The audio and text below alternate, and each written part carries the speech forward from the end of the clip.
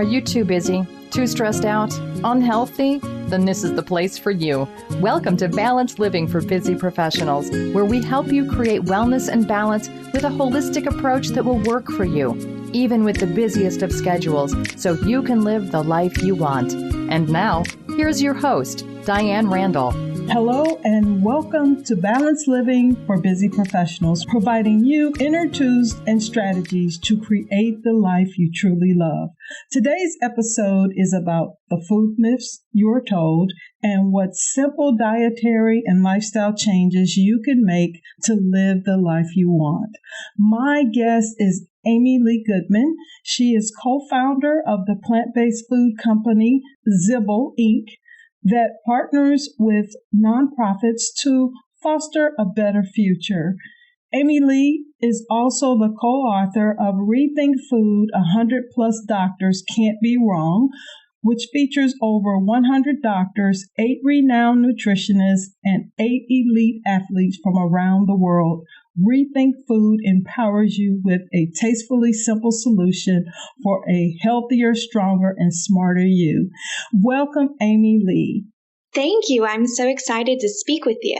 And I am so happy that you're here to talk to us about how we can rethink our food and change our lives for the better, no matter how busy we are. That's so right. I know when we all get caught up in our daily lives, our food and our habits kind of just slip by the wayside. But it's so important that we take care of ourselves, because changing our diet actually has the power to change our lives. You are absolutely right. And on that note, I want you to tell us what inspired you to write the Rethink Food book. Our impetus, I wrote it with a co-author. Our impetus really came from watching family and friends struggle with today's most common diseases, and then see them actually reverse a lot of their chronic conditions when they change their diet. For me, it was a very personal journey. My younger sister was diagnosed with rheumatoid arthritis when she was just 9 years old. And she went through the myriad of prescription pills and painkillers that arthritis patients are given, everything from methotrexate pills, which is a form of chemotherapy, to Enbrel injections twice a day. And she was extremely sick for about 7 years.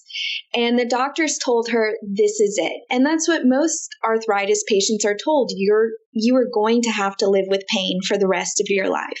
And my mom said, this can't be it. There has to be a better solution. So she read the China study by Dr. T. Colin Campbell.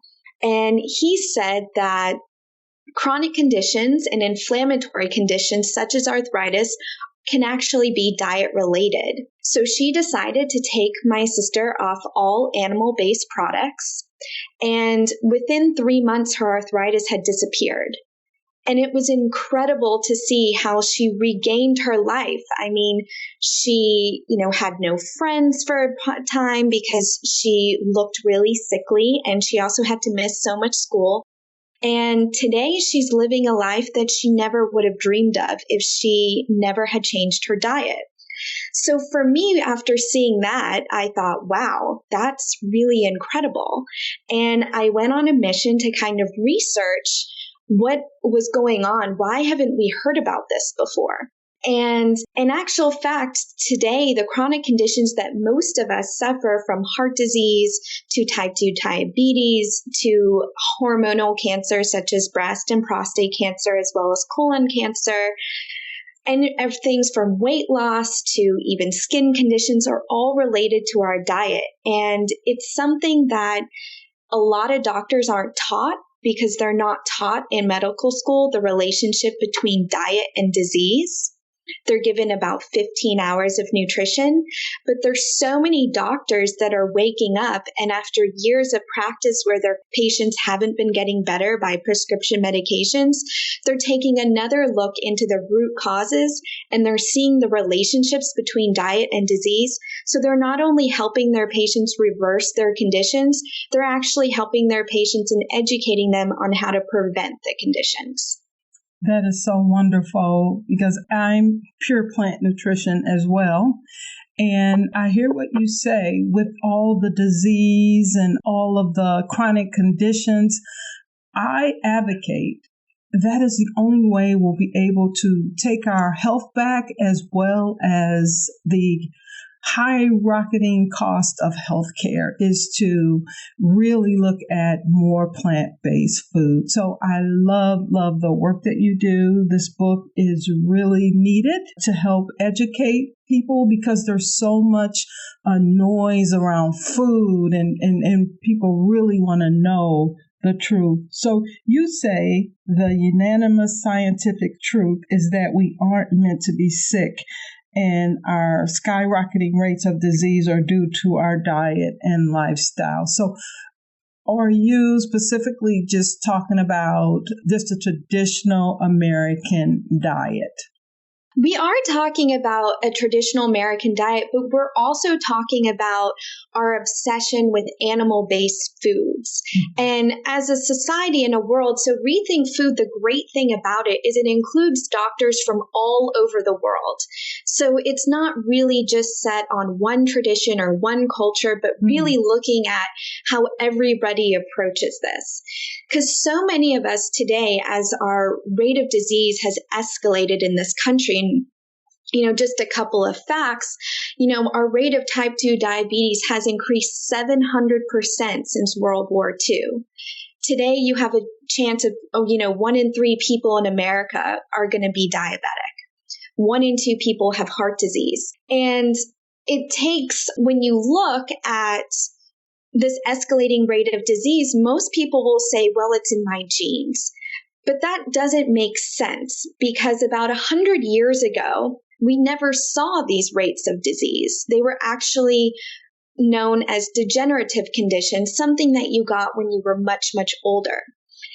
But if you look at the diet, 100 years ago, 70% of our protein came from plant sources. And today, 70% is coming from animal sources. We've completely switched what is on our plates, and it's correlating with the escalating rise in disease. Only about 2 to 3% of cancers are actually purely genetic. So if you really think about that, you have to know that most cancers are actually modifiable. And most people blame their genes, but 70% of our wellness is determined by our lifestyle. Do you feel we blame the genes? And I can tell you, in the past, when I've gone to the doctor, he'll say, well, who in your family has type 2 diabetes? And I'll name off a couple of my mom, and mainly my mom. And he'll say, well, it's in your genes. That gets perpetuated in the doctor's office, that these things are bound to happen, these conditions, because someone in your family have them. I think things are improving a little where the doctor will say you have to watch what you eat, but there's still a lot of work to do. When you spoke to doctors all around the world, what was your, I don't want to say conclusion, but where did you feel most of the chronic conditions were as you talked to the doctors around the world? Is the U.S. the biggest country, or are all other countries having the same issues? So many countries are having these issues, and it's actually the countries that follow a Western diet, so a mainly animal-based diet, are the ones that have the most issues. There's so many studies that have found that the countries that actually have the highest milk consumptions or dairy consumptions, which the United States leads in the UK and countries like that, they actually have the highest rates of osteoporosis. Countries that there are a couple of places in the world called blue zones, and those are actually the healthiest societies that they have found. And when scientists or doctors have researched these places, they found that these people mainly eat a plant-based diet. And one of the really interesting studies that kind of proves this really isn't genetically related is when scientists have looked at Seventh-day Adventists. All of these chronic diseases were purely genetic. Then if a Seventh-day Adventist looking at this small group, it's kind of a controlled study. So most of these people live on a plant-based diet just based on their cultural beliefs. Now, in every group, you're going to get a couple of rebels. So they looked at those who ate meat or incorporated fish or dairy into their diet, and only those were the ones that got chronic diseases. Another really interesting study is looking at the Marshall Islands. Now, the Marshall Islands, for the majority, have been plant-based until recently when they came into a bit of money from the United States government because of a national security thing that happened over there. And they started to implement a Western diet. And when they started to implement more animal-based foods, the rate of diabetes skyrocketed. You can actually see a diabetic map of the world that matches with dietary influences. So for whatever reason, we've always thought of meat and milk as being these luxurious items. So whenever people come into money or society is so-called industrialized, they think these are the things that they're supposed to eat. But it's actually not. The way our body is designed is actually to subsist on plants. We are natural herbivores. We don't have the same anatomy as carnivores. Another really interesting fact is the milk myth. So many people think or will tell you that we have to have milk for all of these, really great bones and, it's something we have to subsist on. But humans have only been drinking other animals' milk for about 6,000 years. So if you think of the evolutionary timeline of that, it's really a blink of an eye. Our bodies actually lose the enzyme to process lactase after weaning. We are not made to drink another animal's milk, and milk is actually one of the most toxic substances. Doctors agree on this unanimously. Well, the doctors in Rethink Food, that it leads to a host of problems from acne and skin issues to cancer and diabetes. It's not something that we're supposed to eat. But yet the marketing and all the encouragement from our environment tells us that it's a very, very important part of what we need to be alive almost. So I'm really happy that you are here expelling some of these myths that we've always heard and that we've grown up with. So if there is someone or if there are listeners out there who want to start rethinking their food to change their lifestyle, what are some things you might tell them to do just to get started? Some of the best tips that we give people is to really question what we think are healthy. So some of the 3 healthiest foods, so-called, that people tout are chicken, eggs, and fish. And we're just going to bust those myths for you quite quickly, just to show you how you can start eating a little bit healthier. Okay. So chicken, for instance, is touted as the leanest meat. But the Epic Panacea study in Europe, which is one of the largest studies on dietary habits, found that eating chicken is most associated with weight gain. And a Consumer Reports study found that 97% of chicken sold in grocery stores is contaminated with salmonella. Now, eggs are supposedly also touted as being really great, great cholesterol for you. And most people start with eggs for breakfast. Consumption of 1 egg a day is actually equivalent to smoking 5 cigarettes a day for 15 years. And egg whites actually have the highest levels of a substance called methionine, which is integral to cancer growth. So you're actually promoting cancer every time you eat eggs. Fish actually also has methionine in it, which is touted as one of, the healthiest meats or so-called that you can eat. So those are just busting a couple of myths for people to show that what we need to do is really rethink a lot of the things that we've been taught. And then we can look for ways that we can incorporate eating healthier. One of the first things we ask people to do is really kick the dairy habit. It's a very easy step. It's an easier step for some people to take, to cut out one food group at a time.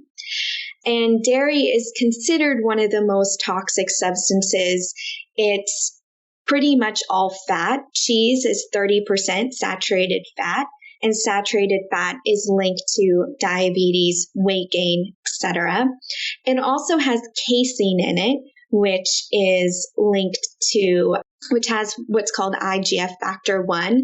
And when research scientists have dripped IGF factor 1 on cancer cells, it's worked like a fertilizer and they've proliferated like wildfire. So it starts with really kind of kicking one habit, and it would be dairy. Then it's really kind of educating yourself on, what do I cook now? What do I eat? And a lot of us, think about, well, I don't really know how to cook vegetables.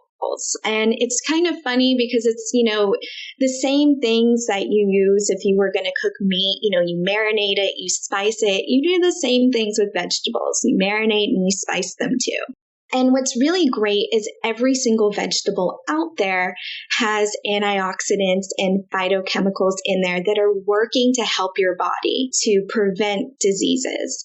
For instance, cruciferous vegetables such as cauliflower, cabbage, and broccoli can actually inhibit the growth of blood vessels that feed tumors. And it also inhibits cancer cell growth and prevents DNA damage, really important things. Beans and berries are some of the best forms of dietary antioxidants. So we don't ask people I think when people are looking to switch their diet, they think they have to do everything all at once, and it's very, very overwhelming. I'm not asking you to be perfect every day. Nobody's perfect. But what we do ask is that you take baby steps towards what you want. And what we find with our readers is that when they kick one habit, such as dairy or meat or whatever is easiest for them to give up, they automatically feel better. And when you feel better and you feel those instantaneous results, it's so much easier to push forward. I hear you. It certainly is. I can remember in the past, initially when I stopped eating meat and dairy, I just felt my body change immediately. And I've definitely been an advocate for encouraging people to become more plant-based. And seeing is believing, you have to experience it. So it's really incredible how fast your body changes. I mean, your body really is one of the most incredible machines that can heal itself when given the right tools. And time after time, people tell me like the instantaneous results. And as humans, we love to see instant gratification, and diet definitely gives you that. It certainly does. And I think it's so instantaneous when people experience a change in their body for the good. It's almost like they can't believe it. They can't believe that it happened. But I'm loving that you wrote this book, you and your co-author, and that you will share the link in the show notes, because I think this is an important step that we, the people, have to make to take our health and our health care in our own hands. And part of that is rethinking our food so that we can improve our lives. And I'm just so glad you are here. And I want to thank you for talking to us about how we can rethink food and all the work that you do. You've certainly given the listeners empowering tips and information that can be used right away to change their lives. So thank you so much, AmyLee. Thank you so much for having me. I really appreciate people like you that embrace learning about new ways that we can empower others to take control, because a healthier world, it all starts with you. I believe the only way things will change is if we save ourselves. It's going to be up to the collective to make the changes. And we all can see that if we're waiting on someone to save us, it's just not going to happen. We're all going to be dead. No, it's so true. But the best thing, though, that I learned, I mean, talking with these doctors and seeing the results that they've had with their patients. I mean, they've had 71-year-olds canceling their heart surgeries. Mm-hmm. You know, it all starts with people really, this information is really shocking because people think, no, that can't be true. I can't have been duped kind of all this time, you know, into thinking that and believing these myths. But the truth is as science progresses and the more that we learn about the intimate connection between diet and disease and lifestyle, the more power we have to really control our health and live the lives that we want to live. Without our health, we really don't have much. Mm-hmm. And this is the most important thing that we have. So we have one, we always tell our readers, you have one body to live in, so you have to treat it right. That's right. You have to treat it right. There are no second chances typically. Exactly. And it has to last you for a long time. And I just so appreciate you coming on the podcast and giving us a wealth of information. So if anyone has any questions or comments about today's episode or my guest, AmyLee Goodman, leave a voicemail or comment on Balanced Living for Busy Professionals website. Amy's information and links will be in the show notes for this episode. I want to thank you for listening. Let me know what you thought about the show. Thank you for listening to Balanced Living for Busy Professionals. This podcast is sponsored by DianeRandallConsults.com. If you like this show, the best way to support it is by leaving 5-star feedback on iTunes. And please, feel free to email your questions, comments, and suggestions to feedback@DianeRandallConsults.com. Until next week, namaste.